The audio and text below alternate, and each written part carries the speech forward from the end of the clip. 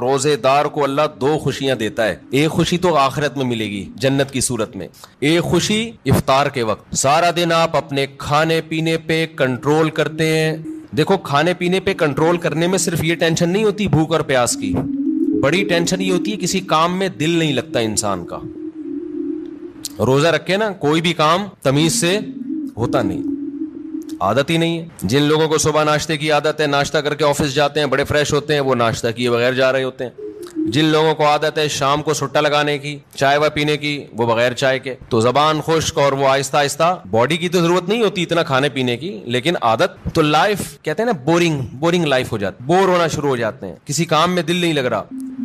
لیکن جب اللہ تعالی ہمیں افطاری کے دسترخوان پہ بٹھاتے ہیں, چند نوالے پیٹ میں اترتے ہیں, کیسی طبیعت فریش ہو جاتی ہے. یہ عام دنوں میں طبیعت میں یہ لذت انسان محسوس نہیں کرتا. تو اللہ نے کیا فرمایا, نبی نے کیا فرمایا کہ ایک روزے دار کو جو خوشی ملے گی وہ آخرت میں ملے گی, اور ایک خوشی دسترخوان پہ جب وہ افطار کرتا ہے وہ بھی بڑی مزے کی خوشی ہوتی ہے. اور میں آپ سے ایک گزارش کرتا ہوں, اس کا مذہب سے براہ راست تعلق نہیں ہے, میڈیکل سائنس سے ہے, لیکن مذہب بھی صحت کو کی ترغیب دیتا ہے نا صحت بنانے کی. رمضان میں ایک کام آپ کر لیں, تھوڑا کھانے پینے پہ کیا کر لو میرے بھائی, کنٹرول کر لو. ہوتا یہ ہے کہ صبح سحری سے لے کے رات تک مغرب تک جب ہم بھوکے پیاسے رہتے ہیں, ہماری باڈی کا فیٹ ختم ہونا شروع ہوتا ہے, باڈی نتھرنا شروع ہوتی ہے, جسم کی زکات نکلنا شروع ہوتی ہے, جسم فریش ہونا شروع ہوتا ہے. اس کے بعد جو حساب کتاب افطار کے وقت میں پھوڑنا پھاڑنا ہوتا ہے, اس سے باڈی کی ایسی کی تیسی ہو جاتی ہے. رمضان میں ہارٹ اٹیک کے واقعات میرا خیال ہے عام دنوں سے زیادہ ہی ہوتے ہیں. بھائی اللہ میاں نے کھانے کی چھٹی دی ہے, پھوڑنے کی چھٹی. کھانے اور پھوڑنے میں کیا ہے بولو, فرق ہے. نبی صلی اللہ علیہ وسلم نے فرمایا بدترین برتن جس کو بھرا جائے نا وہ انسان کا پیٹ ہے. کوئی برتن فل بھرا ہوا اللہ کو اتنا برا نہیں لگتا جتنا انسان کا پیٹ برا لگتا ہے اللہ کو. میں نہیں کہہ رہا کہ حرام ہے زیادہ کھا لیں آپ, حلال حرام کی بات نہیں ہے, ناپسندیدہ شریعت کی نظر میں بہرحال ہے, حرام نہیں ہے. اب آپ کہیں گے بھوکے پیاسے بھی کھانے بھی نہیں دے رہے اللہ میاں, ابھی بھی پابندیاں لگا رہے. اللہ پابندی نہیں لگا رہا, لگا کھا لو, پھوڑ دو, جتنا پھوڑنا پھوڑ دو, پڑے ہوئے خود ہی ہو گئے نا, پھوڑ دو. حرام نہیں ہے لیکن پسندیدہ کام نہیں ہے. تو رمضان میں آپ اپنے آپ کو عادی بنا سکتے ہیں کم کھانے کا, اچھا کھانے کا. میں بھی سموسے پھوڑتا ہوں, پکوڑے پھوڑتا ہوں, لہذا میں آپ کو یہ کہوں کہ سموسے نہ کھائیں, پکوڑے نہ کھائیں, یہ غلط ہو جائے گا. جب میں کھانے لگوں گا میرے گھر والے میرا ہی بیان چلا دیں گے کہ آپ خود لوگوں کو بول رہے ہو کہ سموسے مت کھاؤ اور خود کیا کر رہے ہو, کھا رہے ہو. لہذا میں ایسی بات کیوں کروں جو میں خود نہیں کر رہا. لیکن ہم سب مل کے عزم کر لیتے ہیں آپس میں کہ تھوڑا کیا کریں گے, کنٹرول. میں بھی کوشش کروں گا. اب گھر والے کہیں گے بیان دیکھو, میں کہا میں نے کوشش کا وعدہ کیا تھا, تو کوشش ہی تو ہو رہی ہے کہ میرا ہی بیان مجھے ہی سنایا جا رہا ہے. کوشش کی جا سکتی. سموسے بھی کھا لیں اعتدال سے. میں نے بہت دیکھا ہے لوگوں کو افطاری میں بہت زیادہ پھوڑتے ہیں, مسائل کھڑے ہو جائیں گے آپ کے لیے. شربت پہ شربت پیے جا رہے ہیں, چینی کے نا پیے جا رہے ہیں, کولڈ ڈرنک پہ کولڈ ڈرنک پیے جا رہے ہیں. اچھا کمال کی بات یہ کہ افطاری میں طبیعت سے پھوڑتے ہیں, پھر نماز کے بعد آ کے کھانا کھاتے ہیں. یہ آج تک کم از کم میری کھوپڑی میں یہ چیز نہیں آئی ہے کہ اب کھانا کیسے کھا رہے ہو یار. یا تو ایک کھجور سے روزہ افطار کیا ہوتا ہے, نماز پڑھ کے آگے کھانا کھاتے ہیں. یہ بہت جگہ ہم نے دیکھا ہے, افطار پارٹیوں میں بھی ہوتا ہے. پہلے افطار پارٹی میں کیک, پیسٹریاں, سموسے, پکوڑے اور چکن اور کیا کچھ ہوگا, وہ کھانے کے بعد چلو جی اب جماعت سے نماز پڑھے, اب کھانا لگا ہوا ہے. اب مجھے کہہ رہے تو وہ کھانا لگا دیا. کھانا یہ کیا کھایا ہم نے بھائی, ایک آدمی نے کم از کم 6 سموسے کھائے ہیں اور اتنے پکوڑے کھائے ہیں, تو اب کھانا کیا. تو لوگ کہتے ہیں کھانا روٹی سالن کو کہا جاتا ہے اور چاول کو کہا جاتا ہے. یہ جو ہم نے کھایا ہے کھانے سے پہلے, جو نماز سے پہلے افطاری میں, یہ روٹی سالن نہیں تھا. یہ سموسے, پیسٹریاں, پکوڑے اور پتہ نہیں رول اور کیا کیا چیزیں آ رہی ہیں, یہ تو وہ تھا. پیٹ جو ہے نا, پیٹ, اس کو نہیں پتا کھانے کی ڈیفینیشن ہندوستان اور پاکستان میں کیا چل رہی ہے اس وقت. پیٹ یہ دیکھتا ہے کہ اوپر سے کوئی چیز آ رہی ہے, اس کو ہضم کرنا شروع کر دو, پیٹ اسی کو کھانا کہتا ہے. نہیں آئی بات میرا خیال ہے. ایک دفعہ ہمارا پشاور جانا ہوا تو ہمارے کچھ میزبان تھے, وہ ماشاءاللہ پٹھان لوگ تو ویسے ہی بڑے سخی ہوتے ہیں. انہوں نے کیا کیا, میرے لیے نا دیسی مرغیوں کی وہ لا کے رکھ دی. دیسی مرغیاں نا روسٹ, بڑی زبردست تھی وہ, رانے اس کی بھنی ہوئی, ہم نے پھوڑ لی. وہ ماشاءاللہ بڑے ہیوی کھانا تھا, تو میں نے اچھی طرح طبیعت سے کھا لیا, بڑا مزہ آیا. میں تو کہا ہو گیا کھانا بھائی, اتنی دیر میں اب کھانا آ رہا ہے. اب میں مجھ پہ نا, کیونکہ وہ پھر کھلاتے بھی زبردستی ہیں, مجھ پہ راشا تاری ہو گیا. میں نے کہا اللہ خیر کرے اب کیا ہوگا. انہوں نے کہا وہ سب کھانا. میں نے کہا بھائی ہمارے اندر تو طاقت نہیں ہے. انہوں نے کہا تمہارے باپ کو بھی کھانا پڑے. ان کا یہ الفاظ نہیں تھے لیکن اسٹائل اسی قسم کا تھا. وہاں ایسا نہیں ہو سکتا کہ کھانا آئے اور آپ نہیں کھاؤ. پھر ہم نے کھایا, تھوڑا سا کھایا. تو افطاری میں کیا کر رہے ہوتے ہو بھائی؟ تو آپ بہترین آپ تجربہ کر کے دیکھ لو میرے مشورے پر. افطاری میں شربت نہ پیو. آپ میں آپ کو بتا رہا ہوں, آپ کا دماغ ایسا فریش ہو جائے گا نا, آپ کہو گے واہ مزہ آ گیا بھائی. اکثر آپ نے دیکھا ہوگا افطاری کرتے ہی لوگ ٹن ہو جاتے ہیں, دیکھا ہوگا نا, مغرب کے بعد گھر جاتے ہیں بستر سے اٹھا ہی نہیں جاتے. پھر تراویح میں ایسے جھوم رہے ہوتے ہیں جیسے جن پر لگتا ہے کسی نے کوئی قبر سے مردہ اکھاڑ کے لا کے یہاں کھڑا کر دیا ہے. یہ حالت ہوتی ہے.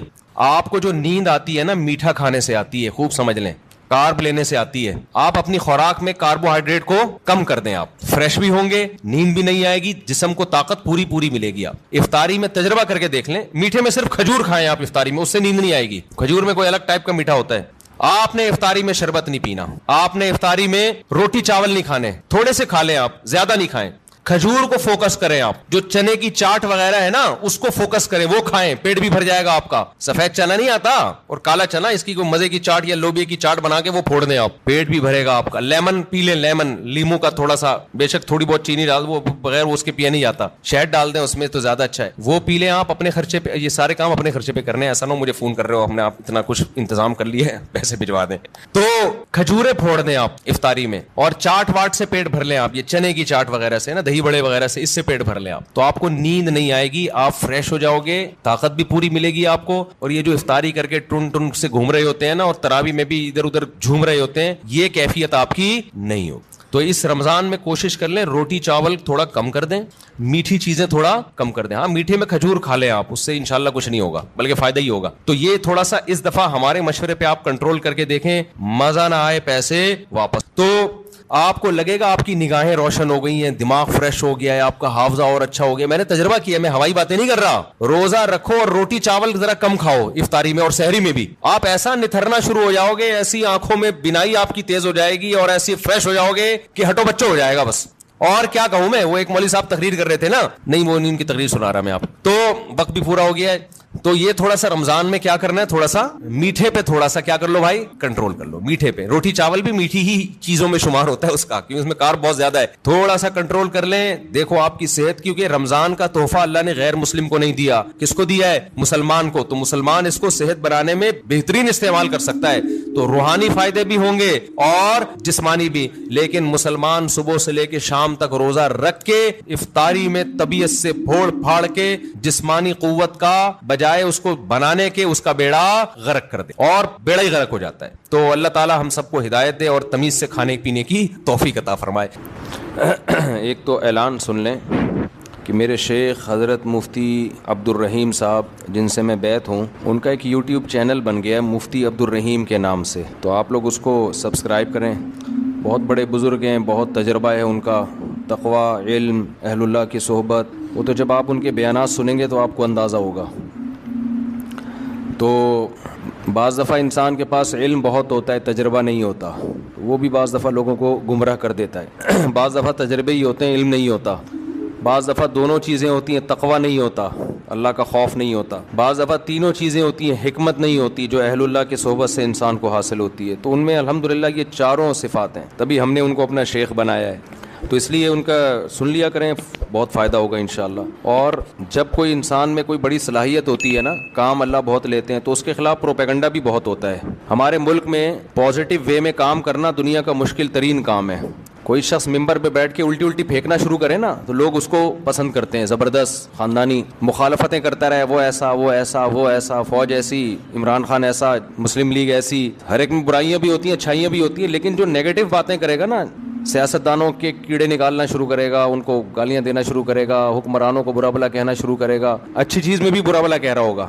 ہر چیز میں نیگیٹو بات جو کرتا ہے اس کا منجن ہمارے ہاں بہت جلدی بکتا ہے. لیکن جو کام کے لوگ ہوتے ہیں نا, جن کو تبدیلی لانی ہے, وہ یہ دیکھتے ہیں کہ منفی بات بیان کرنے کا چاہے وہ صحیح بھی ہو, فائدہ ہے یا نہیں ہے. اس کی مثال ایسے دیکھو, ایک عورت کا میاں جو ہے وہ نالائق ہے, باہر اس کا چکر چل رہا ہے کہیں, بہت غلط کام کر رہا ہے نا. اب آپ کو چاہیے کہ آپ اس کو جا کے بتاؤ, یار تم باہر کی عورتوں سے غلط کر رہے ہو, یہ تمہارا گھر خراب ہوگا, بری بات ہے, انسان کے بچے بن جاؤ. تو یہ اس کی علامت ہوگی آپ پازیٹیو وے میں کام کر رہے ہو. ایک طریقہ یہ ممبر پہ آگے بیٹھو آپ اور بولو وہ فلاں جو ہے نا وہ بندہ غلط ہے, میں اس کی بیگم کو کہہ رہا ہوں کہ وہ بندہ غلط کر رہا ہے, اس کی بیگم تک میرا یہ پیغام جا کے پہنچا دو. یا اس کی بیوی کو جا کے بتا رہے تمہارا میاں یہ کچھ کر رہا ہے, اس کا مطلب یہ آدمی سوسائٹی میں کوئی پازیٹو تبدیلی نہیں چاہتا, بس اس کو حق بیانی کا شوق ہے. حق بیانی کا کیا ہے؟ شوق ہے بے موقع. اب جا کے اس کی بیگم کو بتانے کی کیا ضرورت تھی؟ یار لڑوا رہے ہو میاں بیوی میں, طلاقیں دلوا رہے ہو, اس سے کیا وہ چکر چھوڑ دے گا؟ آپ خود سمجھاؤ, اس کے باپ کو بتاؤ. اس طرح عورت کو شوہر کے خلاف, شوہر کو عورت کے خلاف, باپ کو بیٹے کے خلاف, بیٹے کو باپ کے خلاف. تو ہمارے یہاں بہت سے لوگ اس طرح سے ملک کی اصلاح کی کوشش کر رہے ہیں کہ عوام کو حکمرانوں کے خلاف, عوام کو اسٹیٹ کے خلاف, اور ایسی مخالفت ہونا جس سے فائدہ ہو کہ بھئی یہ غلط ہے یہ صحیح ہے. تو وہ مخالفت برائے مخالفت ہو رہی ہے, اس کے نتیجے میں ریاست کا بیڑا غرق ہونے والا ہے جو حالات چل رہے ہیں. تو پازیٹو وے میں کام کرنے والے لوگ میں نے اپنی زندگی میں بہت تھوڑے دیکھے ہیں. چند ہیں بڑے بڑے علماء الحمدللہ جو بڑے پازیٹو وے میں کام کر رہے ہیں, لیکن آپ یوٹیوب پہ دیکھو کہ ان کی مقبولیت نہیں ہے. لوگ سننا ہی نہیں چاہتے, لوگ نیگیٹو باتیں سننے کے عادی ہو گئے ہیں. ہر اچھے کام کی غلط توجیہ پیش کرنا, اور ہر غلط کام کے جو آپ کا لیڈر جو اچھا کر رہا ہے اس کو غلط کہنا, یعنی جو غلط کر رہا ہے اس کو اچھا کہنا, اور دوسرے کا لیڈر جو اچھا بھی کر رہا ہے اس کو بھی غلط کہنا. یہ پالیسی چل رہی ہے ہمارے یہاں. تو حضرت مفتی عبدالرحیم صاحب جو میرے شیخ و مرشد ہیں, وہ ان لوگوں میں سے ہیں جو الحمدللہ پازیٹو وے میں کام کر رہے ہیں, اور بہت بڑے بڑے کام وہ کر چکے ہیں جس کا پبلک کو پتہ ہی نہیں ہے, کیونکہ ان کو نام کا بھی شوق نہیں ہے. ہم تو ان کے قریب رہے ہیں, 27 سال ہو گئے مجھے ان کے ساتھ رہتے ہوئے, ہمیں ان کے اخلاص کا پتہ ہے.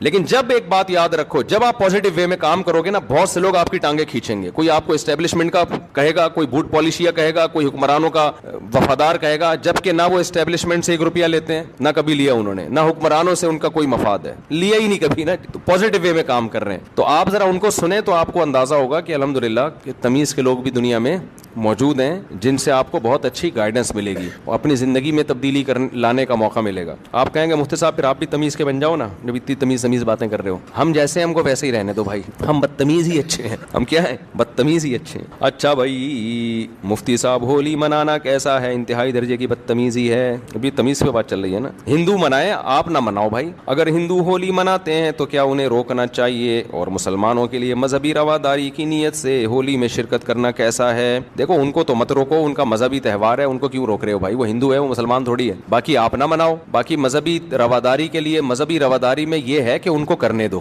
بس اتنی رواداری کافی ہے, افورڈیبل ہے. اب شراب کوئی شخص پی رہا ہے تو پی رہا ہے نا, وہ پی رہا ہے, آپ اس کو نہ روکو. یہ تو نہیں کہ اس کے ساتھ جا کے پینا شروع کر دو بھائی, وہ ٹھیک ہے رواداری ہے یار, چھوڑو یار, اس کا مسئلہ ہے, ہمارا کیا مسئلہ ہے. تو لیکن میں نہیں کہہ رہا کہ ہولی پینا شراب جیسا ہے, لیکن ہمارے مذہب میں تو حرام ہے نا دوسرے مذہبی تہواروں پر عمل کرنا. تو اب وہ کر رہے ہیں, ان کو کرنے دو, ان کو نہ چھیڑو, لیکن آپ کے لیے اس میں شرکت جائز نہیں ہے. لوگ کہتے ہیں کہ بھائی ہندو بھی تو ہمارے تہواروں میں شریک ہوتے ہیں ہمارے ساتھ. بھائی ان کے مذہب نے ان کو نہیں روکا ہمارے تہواروں میں شرکت سے, ہمارے مذہب نے ہم کو روکا ہے. یہ اگر براڈ مائنڈڈ بننا شروع ہوئے نا تو اس کی کوئی بریکیں نہیں ہے. پھر آگے یورپ میں جاؤ گے, امریکہ میں جاؤ گے, وہ اس سے ہندوؤں سے 2 ہاتھ آگے ہیں, بہت ساری چیزیں ان کے یہاں لیگل ہیں. وہ کہتے ہیں یار یہ سب سیٹ ہے. تو آپ کب تک براڈ مائنڈڈ بنو گے؟ تو اپنا مذہب جو اسلام نے دیا ہے آپ کو, اور اسلام نے کہا ہے وَمَن يَبْتَغِ غَيْرَ الْإِسْلَامِ دِينًا, اللہ کی نظر میں صرف اسلام ہی ہے. تو جب آپ کا یہ دعویٰ ہے تو ہم اس سے باہر نہیں نکل سکتے. باقی ہم تشدد کے قائل نہیں ہیں, رواداری کے قائل ہیں, ہندوؤں کو کھلائیں پلائیں, ہدیے دیں, تحفے دیں. مذہبی تہوار میں نہ کرسمس میں عیسائیوں کے ساتھ شریک ہونے کی اجازت ہے, اور نہ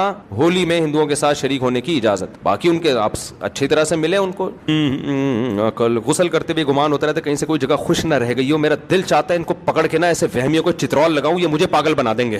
یہ جو وہمی لوگ ہیں نا, ان کے فونوں کو میں نے وہمی نمبر 35 تک محفوظ کیا ہوا ہے. اور ان کے ساتھ زیادہ آپ کو پتا ہے, نفسیاتی ڈاکٹر عموماً مریضوں کی کاؤنسلنگ کرتے کرتے تھوڑے دنوں میں خود نفسیاتی ہو جاتے ہیں. یہ مجھے کسی ڈاکٹر نے ہی بتایا, وہ پھر اپنا علاج کسی بڑے ڈاکٹر سے کر رہا ہوگا. آپ جس قسم کے طبقے میں زیادہ بیٹھتے ہو نا, تھوڑی دیر میں آپ کیا ہو جاتے ہو, وہی ہو جاتے. اب وہمی آئیں گے, مجھے یہ جگہ خوش رہ گئی, یہ جگہ خوش رہ گئی, غسل نہیں ہو رہا. جب زیادہ سنتا ہے تو مجھے بھی 5 دفعہ ہوتا ہے پتہ نہیں میرا غسل ہوا کہ نہیں ہوا. حقیقت بتا رہا ہوں. تو ان لوگوں سے جان چھڑاؤ یار. ان کا علاج ان کا یہی ہے کہ ان کو کوئی وضو کرائے اور بول انسان کا بچہ بن کے جلدی سے وضو کرو, پتلی گلی سے نکل یہاں سے. یہی علاج ہوگا, اس کے علاوہ کوئی علاج نہیں ہے ان لوگوں کا. رمضان کا روزہ کیسے رکھیں؟ یہ کیا لکھا ہے؟ پتہ نہیں کیا لکھا ہے بھائی. یہ تو اللہ میاں کو اللہ میاں کیوں بولتے ہیں بھائی؟ اللہ میاں عرف میں اللہ میاں بولتے ہیں, عزت کا لفظ سمجھا جاتا ہے. مرحوم والدہ اگر خواب میں آ کر کہے میری قبر پر آؤ, اور پھر یہ کہنا کہ اچھا قضا روزہ کیسے بس ایسے ہی رکھیں, سحری سے پہلے نیت کر لیں.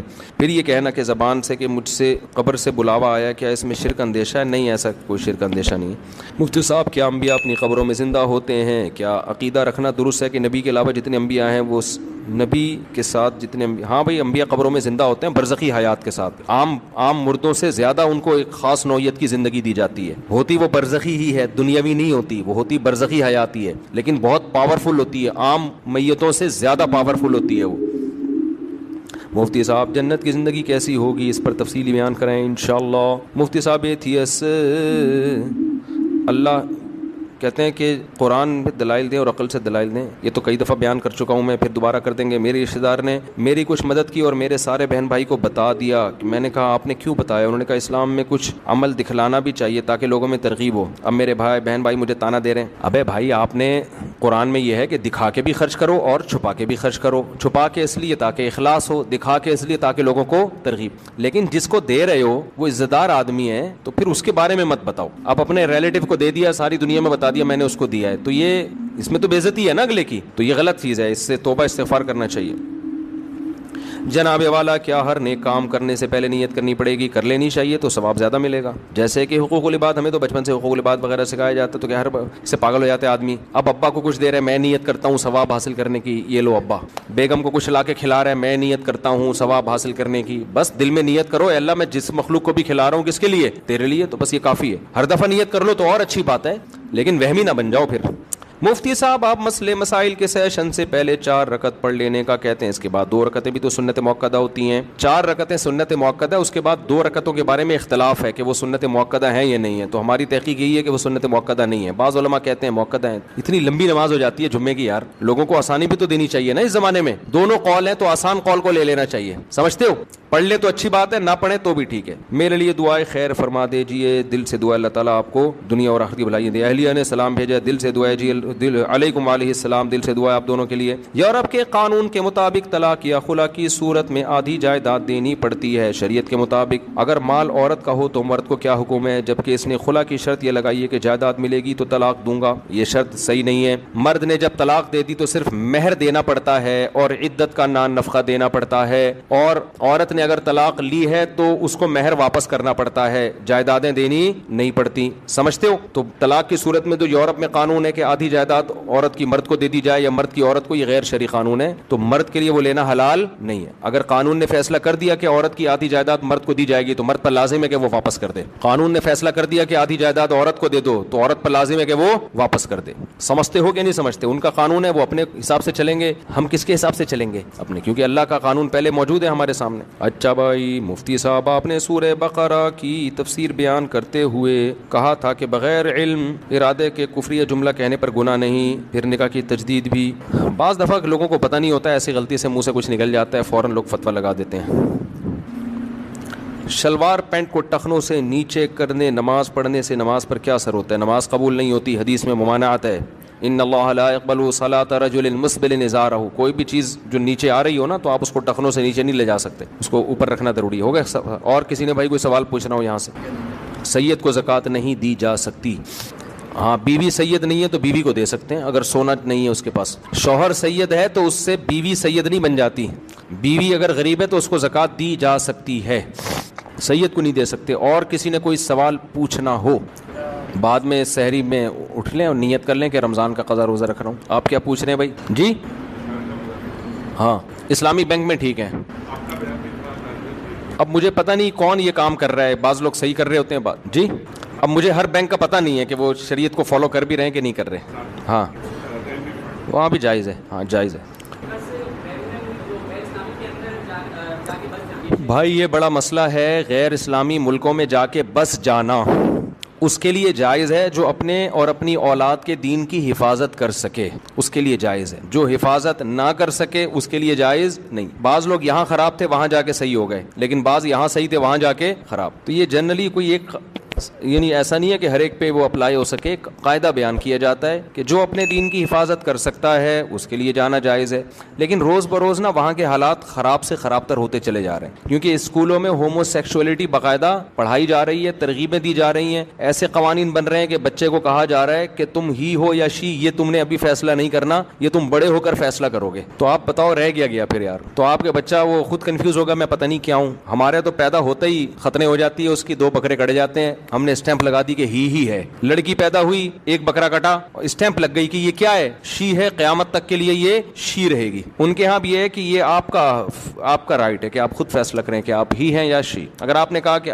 پیدا ہی ہوئے تھے, آپ نے کہا میں شی ہوں تو شی ہے, بعد میں آپ کو خیال نہیں ہے شی والا صحیح نہیں ہے, وہ ہی والا ہی ٹھیک ہے, تو چلو ہی بن جاؤ. پھر خیال ہوا کہ یار وہ شی ٹھیک تھا تو شی بن جاؤ. تو کنفیوژن یہ ہے, میاں بیوی میں جو میاں تھا وہ بیوی بن جائے گا, بیوی میاں بن جائے گی. انہوں نے کہا نہیں, اب ہم میاں بیوی کھیلتے ہیں, تم میاں میں بیوی, جیسے بچے نہیں بچیاں کھیل رہی ہوتی, تو اب تم میاں تھے میں بیوی تھی, تو اب ہم نے اس طرح سے لائف کو انجوائے کیا. اب ایسا کرو میں میاں تم کیا ہو, تم بیوی. وہ کہتے چلو ٹھیک ہے, ایک ٹیکے کی دیر ہے. ایک میں نے بھی بیان کیا نا, تو اس پہ ایک لبرل انٹی بہت غصے میں, انہوں نے کہا یار کوئی مرد اور عورت کا فرق نہیں ہے, ایک ٹیکا لگاؤ آدمی عورت بن جاتا ہے, عورت آدمی. میرے بیان پہ اعتراض کیا ہوا تھا انہوں نے, تو مجھے خیال ان سے بولو ٹیکا لگائے بغیر کیوں نہیں بنتا, وہ ٹیکا کیوں لگانا ضروری ہے. تو اب تو ایک ٹیکے کے فاصلے پر ہیں, جو بننا ہے آپ ایک ٹیکا لگائیں بن جائیں. آپریشن ہوتا ہے چھوٹا موٹا سا. تو اب یہ آپ اگر آپ چاہتے ہو کہ یہ آپ کی اولاد میں یہ چیزیں جائیں تو ٹھیک ہے بھائی, نہیں تو اسی غربت اور مہنگائی میں کیا کرو میرے بھائی, گزارا کرو. مہنگائی ہے, غربت ہے, لیکن جو ہی ہے وہ ہی ہے, جو شی ہے وہ کیا ہے, شی ہے. یہ بہت بڑی اللہ کی نعمت ہے الحمدللہ. آپ داماد کے بارے میں کنفیوز نہیں ہے, ورنہ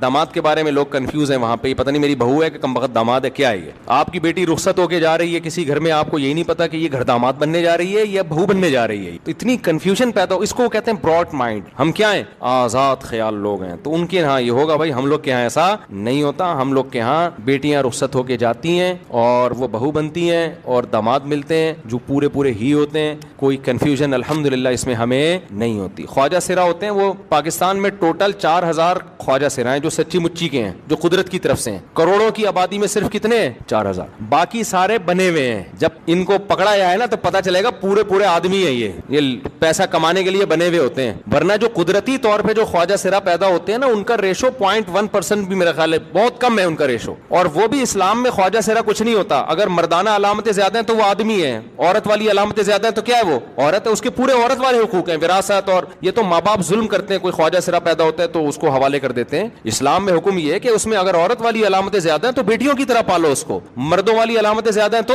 بیٹوں کی طرح پالو اس کو. اور اب تو میڈیکل سائنس نے اور آسان کر دیا, عورتیں والی علامتیں ہیں تو آپریشن کر کے پورا عورت بنا دو اس کو, مردوں والی علامتیں ہیں تو آپریٹ کر کے پورا آدمی بنا دو. اب تو وہ مسئلہ بھی ختم ہو گیا. لیکن اب آپ دیکھو اللہ کی قدرت ہے, کدھر کو سوسائٹی جا رہی ہے ہماری. تو آپ ٹھیک ہے جاؤ لبرل ماحول میں رہو, لیکن پھر یہ کنفیوژن بہت پیدا ہوگی بچوں کے بارے میں. عقیقے میں بڑے مسئلے کھڑے ہو جائیں گے, کیا کریں 2 کاٹیں کم بخت ایک کاٹیں. ایسا نہ ہو 2 کاٹے بڑے ہو کر اس نے کہا میں تو شی ہوں, آپ کے ایک کے پیسے ضائع کرا دیے, پیسے نکال, ہم نے تیرے کی 2 بکرے کاٹے تھے.